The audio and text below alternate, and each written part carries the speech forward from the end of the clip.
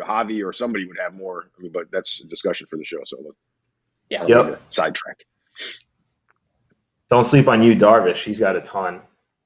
Yeah, a lot of he's good.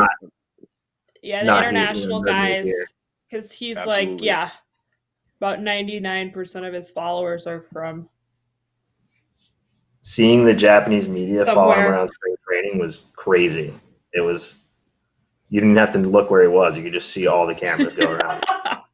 Dude, it's nuts when there's any prominent, Asian ball player on a team, the Asian contingent when it comes to media, like when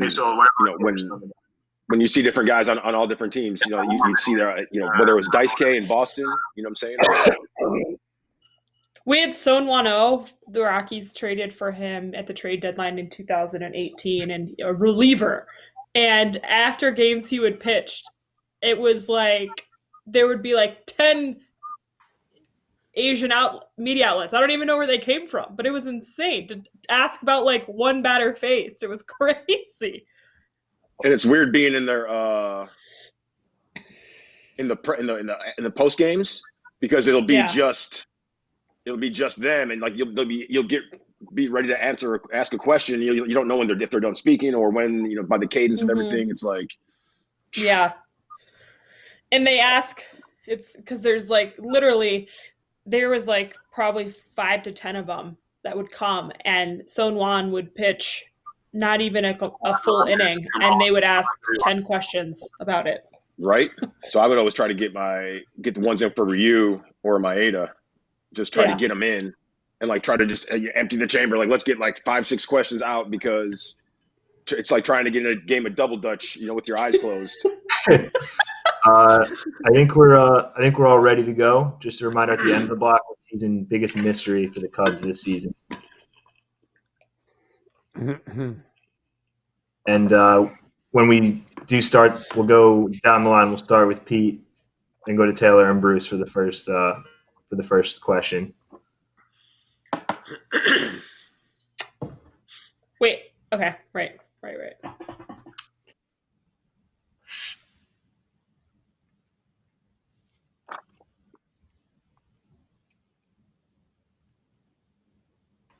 Good for a 5 count here, Cole? Yeah, buddy. Whenever you're ready. All right, sweet.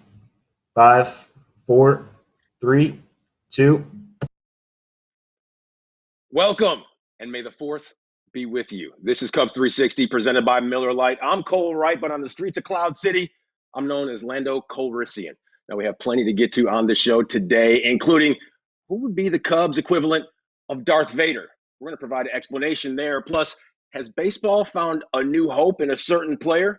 We'll discuss that, of course, with our panel. There's plenty to get to, so let's get those introductions out of the way. Now, he's covered Chicago sports for 30-plus years. You see him here all the time on Cubs 360. It's Bruce Levine, and she's our own Marquee Sports Network reporter, Taylor McGregor, back again. And last but not least, it's WGN's own, the always colorful Pete McMurray. Now, guys, I just mentioned a second ago Las Vegas, which, oh, by the way, is the home of the 2016 NL MVP, Chris Bryant.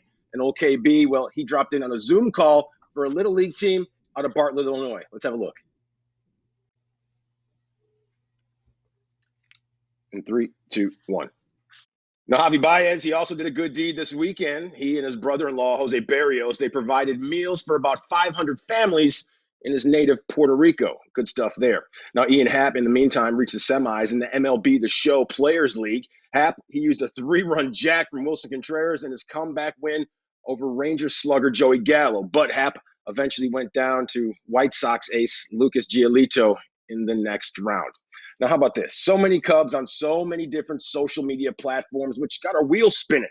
Who are the leaders in terms of followers throughout the 4 major North American sports? Now, we all know the LeBron James, well, he's the cream of the crop. 45 million followers. And in the NFL, J.J. Watt, just a skosh ahead of Russell Wilson with 5.4 million. And Alex Ovechkin, well, he has 2.6 million, just ahead of baseball's Mike Trout. How does that happen? So that sets up our Miller Lite refreshing take of the day right out of the gates. And Pete, I ask you, do major league players need to market themselves just a little bit better? Alex Ovechkin, he's ahead of Mike Trout. How's this happen?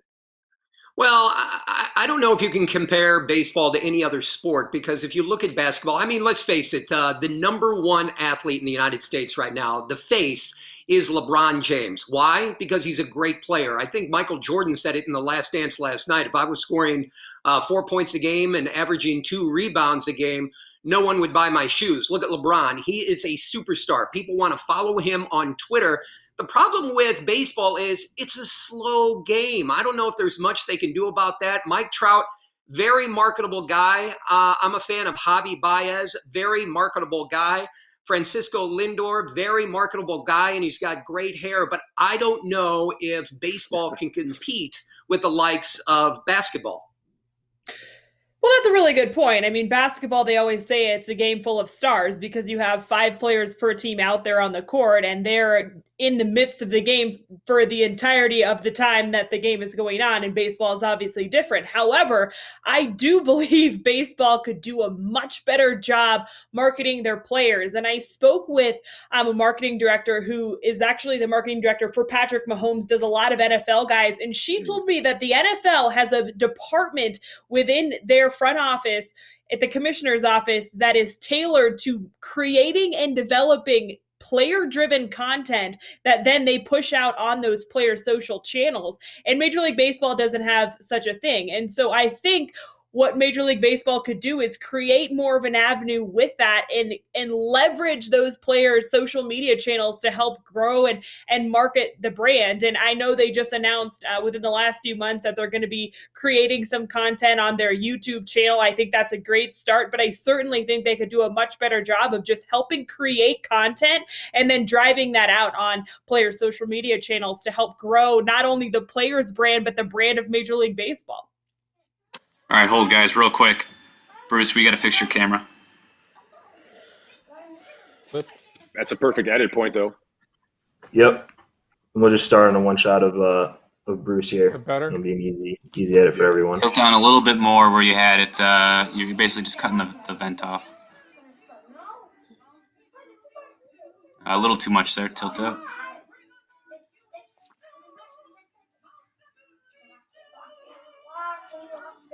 What is that, Disney music? Right. Who's got the kid watching TV next to him? That's me. Love it. Double dipping. And that. Having camera. There you go, Bruce. Can you just, is that all right? if you leave it there, can you just sit up more, just to make yourself a little taller? Yep. And then give me about 30 seconds to reframe me up.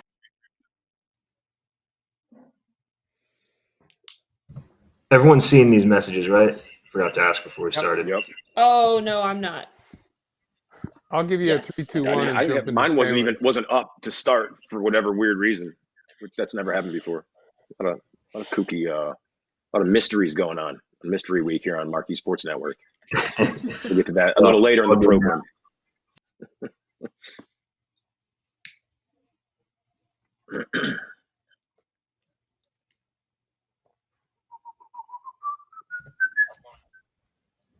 So we're Kevin's just reframing real quick. So we'll start on a Bruce one shot, and then after that we'll re-tee Pete on what the league can do on their part to help the players market themselves better.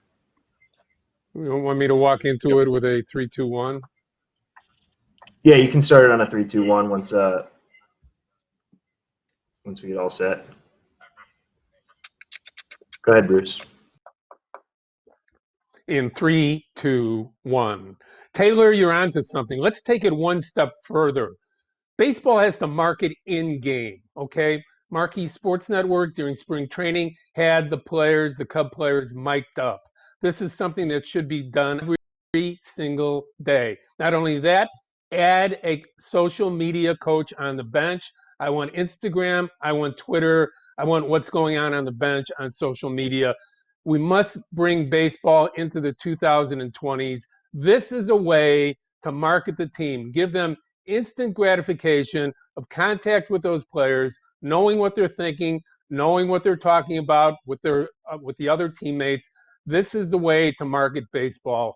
It's been antiquated up to now. Baseball has to do this, and it's really not that difficult.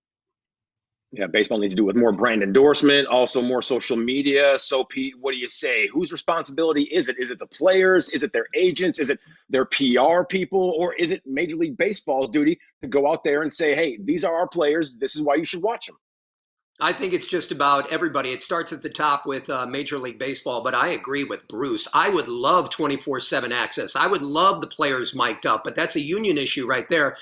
Taylor brought up a fact that they have social media coaches now that are trying to produce content. I don't want to see fake content being thrown out there because this guy needs exposure, where they send him out to a charity event and they put a camera on him just to put it up on YouTube.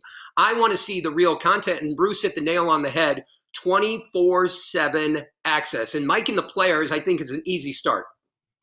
Absolutely. And what I mean by player-driven content, if you follow social media, you see the things that do the best. It's things that are off the cuff. I know when Patrick Mahomes was on his Super Bowl campaign, the best tweet that he had that engaged the most followers was him just tweeting at a random guy who ran into some post on the side of the street. And that is just the humanization of an all-star type quarterback. I mean, the MVP of the league, somebody who just won his Super Bowl, it's seeing that human element. And so when I say player-driven content, I mean seeing the humanization of those athletes, not just the PR stunt of, hey, this guy went to this hospital, and that is a great thing. But I think you relate to players and you build their brand when you just see that they're humans. And I think there's so much that Major League Baseball could do here, like you mentioned, at the top. Starting at the top, let's educate these guys on the power of social media, how to use social media. I mean, there's so many different tools that are available to us this day and age in 2020 to see the engagement of followers, seeing what people are taking to, and build upon that. And something else that I would love to see the league do is also on a national level engaging their players in their advertisements. When is the last time that you saw, or something you can think about off the top of your head, that you saw Major League Baseball use a player in a big time commercial in a national spot? I mean, I really can't think of any of those commercials off the top of my head, whereas I can think of some Patrick Mahomes and some Peyton Manning commercials right off the bat. And so I think that's another avenue to start. And I think we could talk all day about this, but I do think there needs to be change. And I think the 2020 season provides a new chance to create some of that content like we've never seen before with this season that's going to be completely different than we've ever seen before. Well, what Taylor's saying is right, but you have to take it to the Players Association, to the union. The union and Major League Baseball need a true partnership. And maybe during these tough times where we're seeing the economics and the game itself impacted, they can come up with a true idea of how to market the players, much like the NBA and the NFL does.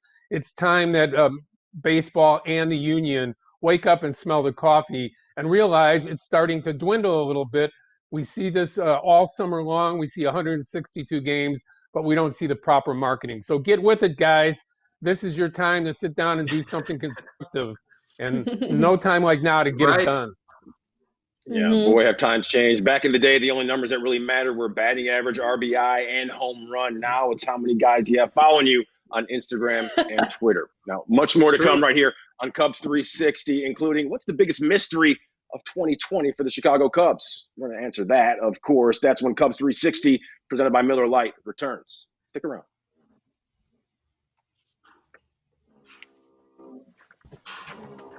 Nice, good block there.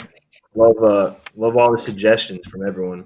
I feel like MLB loves to move slowly in terms of trying to make those. I don't think this is it's as much of a union issue as we make it. I really don't. I think the union. It's a. I don't know how to put this, but I don't know. I just think it's I'm talking in circles here, but I think there would be open from both sides if they could just come to some sort of an agreement. I think players say it all the time. But you know what, though? They don't like to share. It clearly is based on how are these players marketed. And for years and years and years, the NHL was and still pretty much is the most poorly marketed league. They never capitalize on any of their stars. They never have anybody on the front of Wheaties boxes. But when you look at the fact that they have somebody that clearly is better in PR and social media, because Alex Ovechkin, there's no way he should have more followers than, because he's not Alex Ovechkin is not more recognizable, is not more famous than at least 15 Major League Baseball players. So that means but it's that international. He's international. That's true. That is true. Yeah. But it's almost like it's almost a shame that, you know, guys that do some serious work and you know, play a great style and brand of baseball, it's like they're not as famous social media wise, so they're not as famous, you know, in the grand scope of things, which is stupid. It's like, what? Yeah. All right, let's like Katy Perry has the most Twitter followers. Does that mean Katy Perry's the best singer out there? Absolutely not. She was dressed up like a bottle of hand sanitizer on American Idol the other day. I thought she looked good. That's tomorrow show. American Idol's tomorrow show. Come on. I wish they would allow for more creativity with cleats and gloves and stuff like that, instead of being so regulated with the colors. Like, I think that would allow for some more creativity and branding, because that stuff's flashy. And let's be honest, like, that's what our society likes, is the flashiness of stars. Mm-hmm. Let's keep rolling here through the B block. We're coming off an in-bump. Sorry, Miller. In-bump of a Cubs-Reds game, but the point is we're not telling anyone what the game is, because that's part of the deal, is you're going to watch the game and try to guess. So you'll notice that there's not a date reference in your script or anything like that. Yep. And then rolling off of the mystery week on Cubs Classics, there are still plenty of mysteries on the Cubs team for this year. And we'll start with Bruce, we'll go to Taylor, and then Pete. And then we're teasing Star Wars-related MLB topics on the back end of this. Yep. Everyone good? Yep. All right. Sweet. Let's start on One Shot Perfect. 5, 4, 3, 2.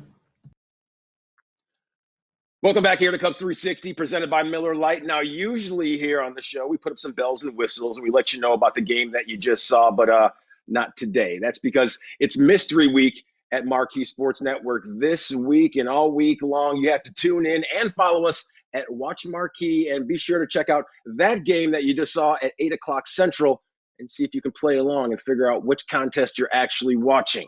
Do so. I suggest it's going to be pretty fun.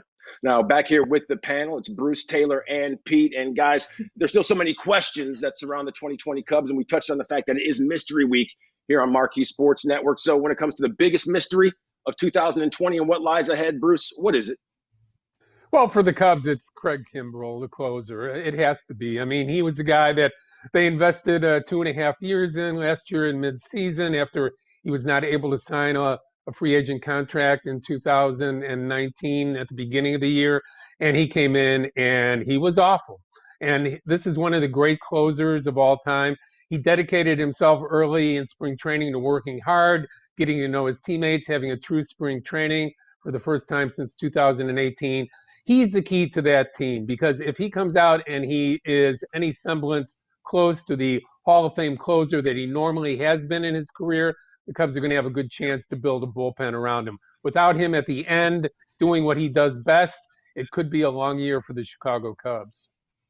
Bruce, I completely agree, and I'll take it one step further. I think it's the entirety of the bullpen that's really a question mark at this point. When you look at the beginning of the 2019 season, there is no guy who was on the opening day roster of that bullpen that's currently in the bullpen. The only guy is Tyler Chatwood, who, of course, was moved into the starting rotation. And so basically what the Cubs have done this past year is kind of thrown everything onto the wall and see what sticks. And you saw a lot of that in spring training, bringing in different guys from different organizations new to the Cubs and seeing kind of what worked and what didn't. And I think there was some question marks that came out of spring training as far as what we saw, up to the point that it was canceled. And I'm really interested to see who really does make a name for themselves once the season starts. And Craig Kimbrell has made a name for himself in the past, and it's getting back to who he was. But there's some other guys who really haven't had major league success, but you look at the stuff and you think, well, that plays. And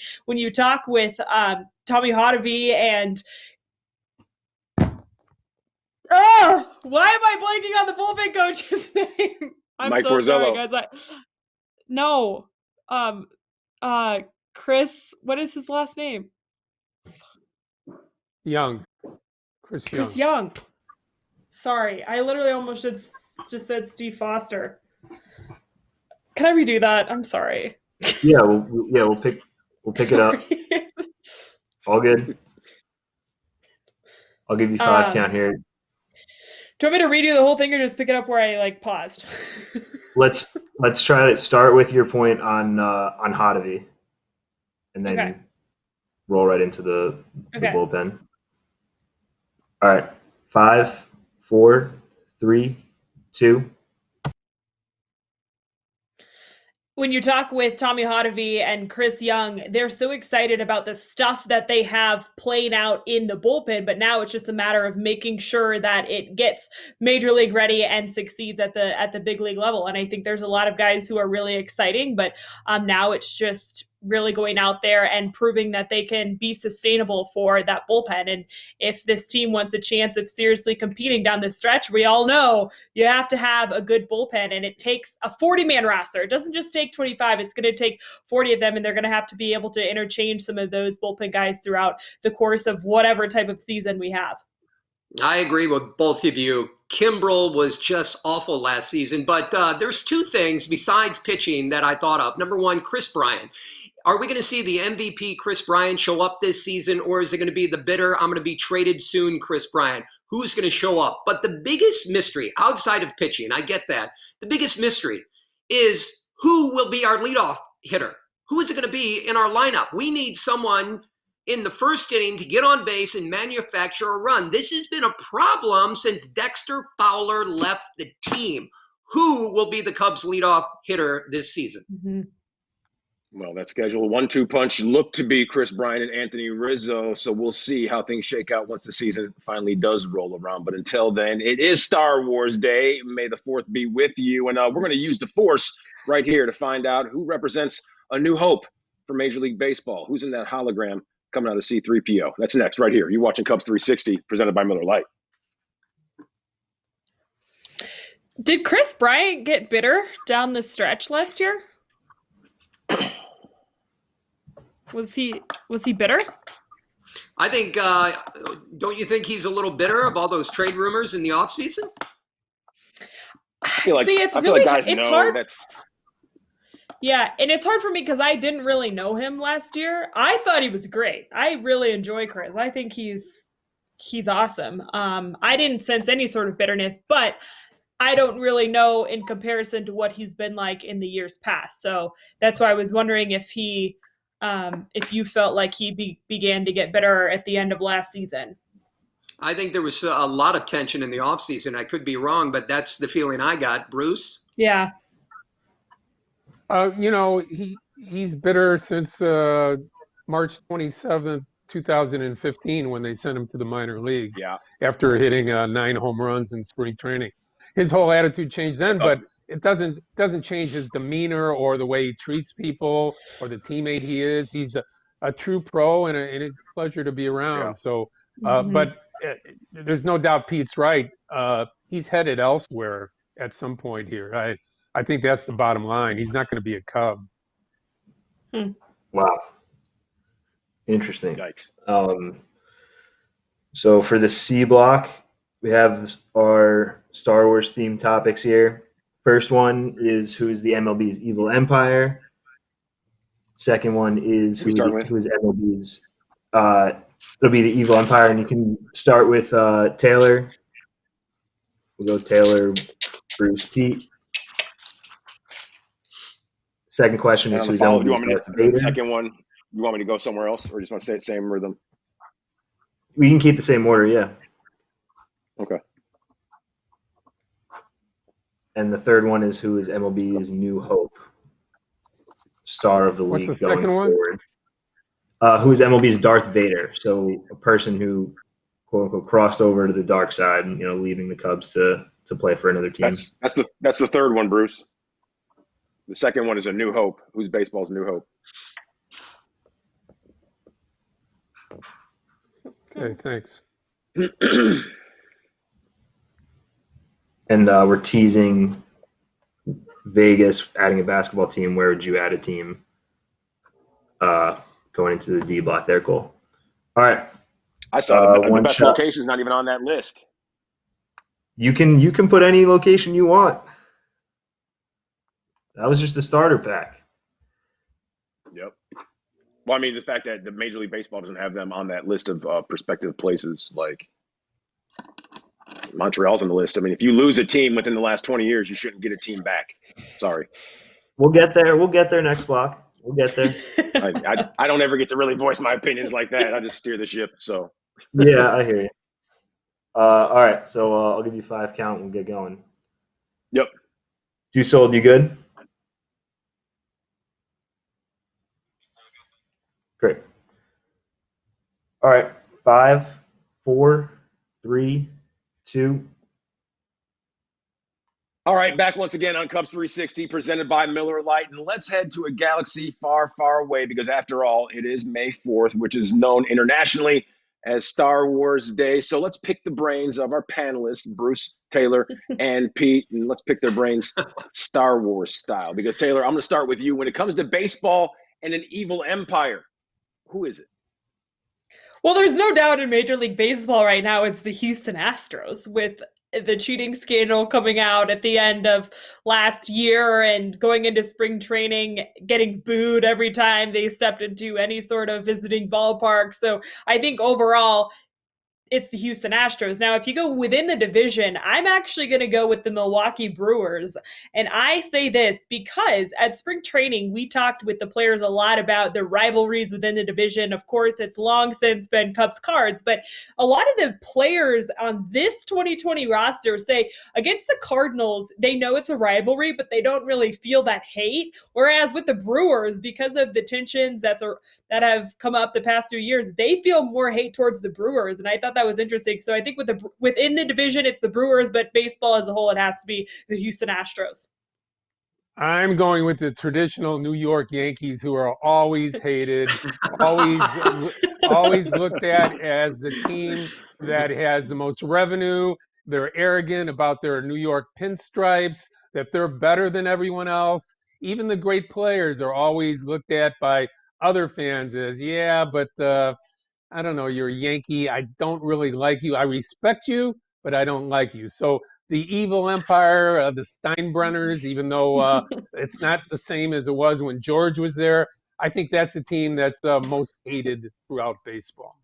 There's a lot of teams to hate when you bring up this list. The Astros, number one, the Yankees, of course, everyone's going to pick, but I have to choose the Boston Red Sox. How do you blame all your faults and cheating on a guy that runs the video recorder? Really? You did that? Boston. I am so sick of Boston. I'm sick of their smugness. I'm sick of their fans. And I'm sick of Chris Sale whining all the time. Boston is the evil, evil empire. Okay, Taylor, let's switch gears just a little bit because when it comes to representing a new hope as far as Major League Baseball is concerned, anyone that you're putting your thumb on right here? I'm going to go with Fernando Tatis Jr. I was in the National League West last year, got to saw him, a little glimpse of him before he got injured, and wow, was he electric. I mean, he's a guy who's marketable just by his appearance, and then the way he plays the game is just... It is so much fun to watch him, and I think he's going to be one of those guys that is incredibly marketable for the game moving forward, and he's a very, very good baseball player on top of that, so I look to him to see what he can do for the future of this game, but I think there's a lot of young stars that I'm really excited about when it comes to the future of our game. Well, I'm going to stay local and go with Nico Horner because now with all these games that have been missed by Major League Baseball and their plan to bring veterans in, maybe it's Nico Horner whose time it is to shine for a shortened season. there's no minor leagues that you're going to be able to send him back to. There'll probably be no minor league games. So this is be somebody locally that showed up extremely well when Baez was hurt last year, showed a great personality to go along with it, and a good kid to deal with. I'm rooting for Nico Horner to be that guy. I chose Juan Soto from the Nationals for a few reasons. Number one, he's marketable. He's a great player. But the way that he bats, he's so aggressive at the plate after the pitch when he stares down the pitcher. And, of course, today is May 4th, and Juan Soto kind of rhymes with Han Solo. Juan Soto, Han Solo. So that's the reason I chose him. Wow. Okay. Stay with the I theme, like guys. those Come parallels on. there. I like those parallels. As I introduced you, I said the always Thank you. colorful Pete McMurray. All right, guys. Thank you Now, for we that. had a few players defect, of course, to the dark side, which means that they went to another team. Nick Castellanos, Pedro Strop, Cole Hamels, just to name a few. So, Taylor, who would be this year's installment of Darth Vader? Who's going to make that move elsewhere? Oh, this year? Well, I was kind of thinking of previous years and just overall. I mean, you could look at some of the guys you just mentioned, but really for me, because of the state of the Chicago Cubs right now, it's Dexter Fowler. And I say that because, of course, Dex and Darth Vader are like not anywhere in the same scope, but when he left, the Cubs have not been able to fill that void at the leadoff position. And so that's really where they miss him. And so for me, it's sort of haunting to the Cubs that he's with the Cardinals. And while he hasn't performed maybe to the level that the Cardinals would have liked him to perform, that void that he left with the Chicago Cubs has felt so real. And so that's why I decided to choose him. Yeah, well, I'll answer both ways. I think Chris Bryant might be that guy of the future because he only has a year and change left before he's a free agent. So would he be the guy coming back to haunt you on a regular basis? But I'll go with Gleyber Torres of the Yankees. It wasn't his fault that he left. He was traded in an important trade where Chapman came and helped them win a World Series title. Chapman back with the Yankees. But Torres is an MVP candidate every year. Go back and look what he's done with the Yankees, and he's still a young kid. So he might be the guy that you look at as someone that got away that will come back and haunt you. Taylor, I have to agree with you 100%. How do you win a World Series with the Chicago Cubs, then go to the St. Louis Cardinals? Are you kidding me? And the void, we talk about it. I talk about it every time I'm on the show. He was our leadoff hitter. What did he do to us? Dexter Fowler. Yes, he's the Darth Vader. As much as I hate to say it, he is. Yeah, well, he hasn't been very good. But Yeah, that and leadoff as far as we void know, has been filled. Yeah, and he doesn't have a son named Luke, so he's not going to be telling anyone named Luke that he's their father anytime soon. Still more to come right here on Cubs 360, including less conversation and more action. The NBA considering a move to Las Vegas, so should Major League Baseball potentially follow suit? We're going to roll the dice next right here on Cubs 360, presented by Miller Lite.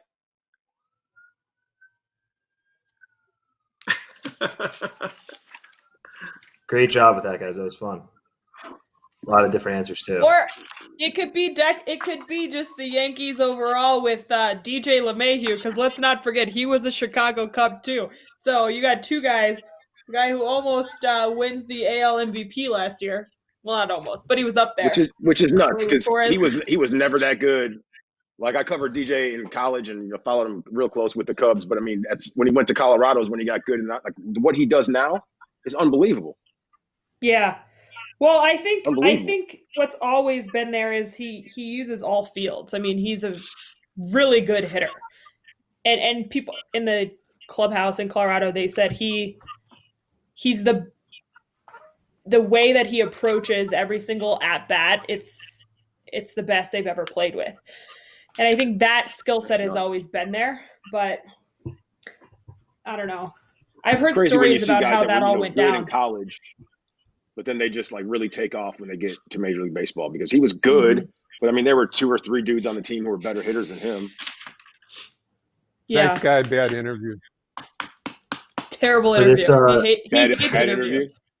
Oh my God. Jock Peterson. The worst interview. Jock Peterson. Well, Jock Peterson, I just don't think has a lot going on up here. DJ's at least. Yeah, you can hear like it sounds like someone's like trying to make like a fire. It's like, what does that smell? For this one here, we can go 30 seconds, 20 to 30 seconds on your city that you're choosing. So we have a little bit of time. Don't have to completely rush through it. And Cole, you're just coming off that promo for Play at Home Trivia, and then straight to the group. You can go straight down the line. Bruce, Taylor, Pete. Bruce, Taylor, Pete, you got it.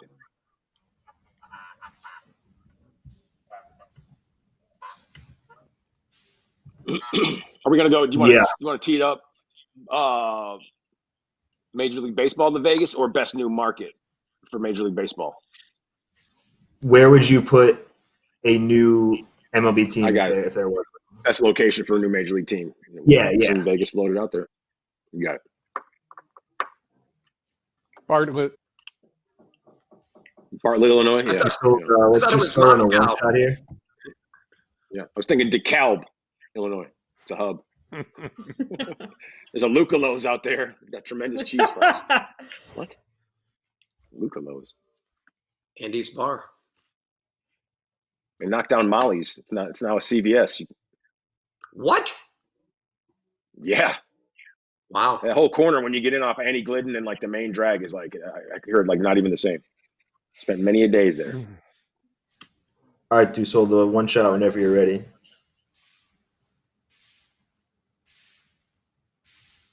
All right, here we go. 5, 4, 3, 2. Oh, man, you won't want to miss that. Ryan Dempster and his former battery mate, Giovanni Soto, at Play at Home Trivia. That's at 7 o'clock sharp right here on Marquee Sports Network. Now, until then, we're shutting it down here on Cubs 360, presented by Miller Lite. Bruce, Taylor, and Pete along for the ride today. And Shaquille O'Neal, we know he's on Inside the NBA on TNT, not to mention probably one of the best centers to ever lace up the sneakers. But he's also a journalist, and he's hearing NBA is thinking of a potential move to Las Vegas, Sin City. So when it comes to Major League Baseball and expansion, the best city when it comes to a new location for us to be playing some hardball. Bruce, what do you think? Well, that's easy. Moscow. I mean, Moscow is the obvious choice. First of all, you can call them the comrades. They might petition Major League Baseball to take the name away from Cincinnati and be called the Reds, okay? That would be easy as well. And plus, we already know from bad experience that they'll have the best metrics department. And if anybody gets caught cheating, nobody is going to get squealed out. So I'm going with Moscow as my choice.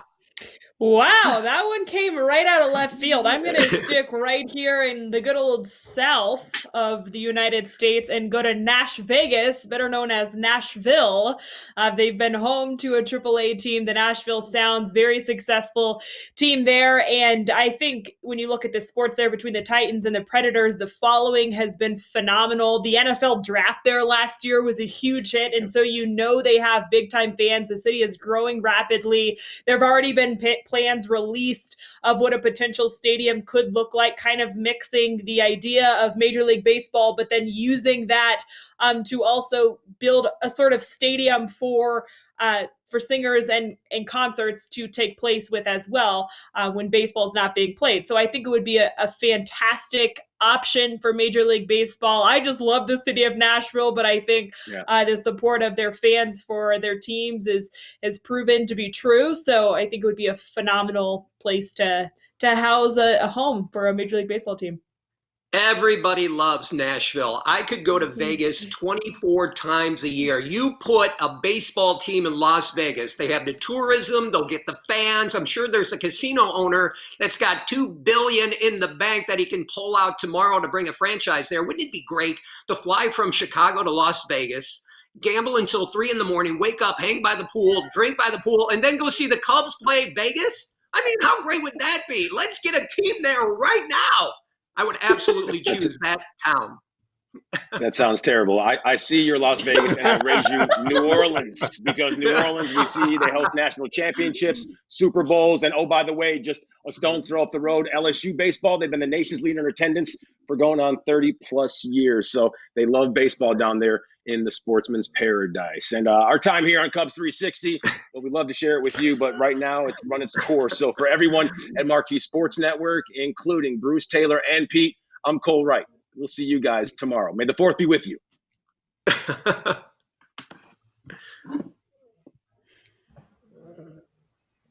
Awesome. Love the energy there. Boom. I love Vegas. I'm not going to lie. You a Vegas guy? I love it. I was supposed to be in Vegas last weekend. Vegas is